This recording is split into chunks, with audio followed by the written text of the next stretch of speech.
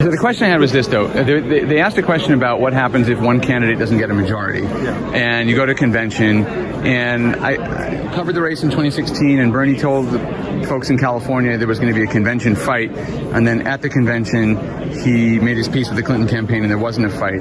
What happens if you get to that second ballot, and the superdelegates come in? Is there a plan for that moment? What's going to happen? I've heard us say consistently, Joel, and I believe it strongly, that the will of the people should decide.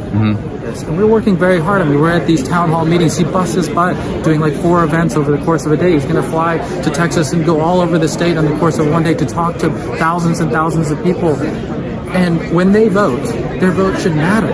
And when they vote, delegates are assigned to the popular vote. And at the end of the day, I hope the Democratic Party is a party of the people and heeds the will of the people. So that means whomever wins the most votes, has the most popular support, should be the nominee. So just to take an example, in 2016, when Republicans had the Never Trump movement and they wanted to try to prevent him from becoming the nominee, that's when Trump hired Paul Manafort and others to try to make sure he had the delegates. And I'm not commenting on Paul Manafort, just saying there was a strategy for what happens if someone tries to do this.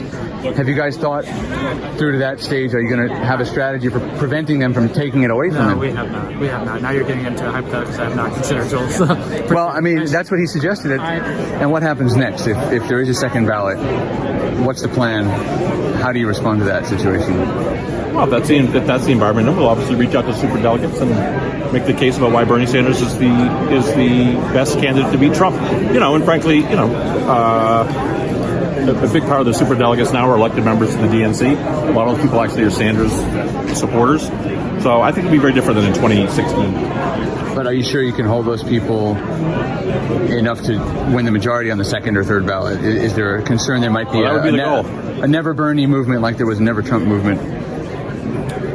Sure. Look, there are people in the establishment, in the corporate elites, business elites, who hate Bernie Sanders, who don't want to become president. You saw him tonight.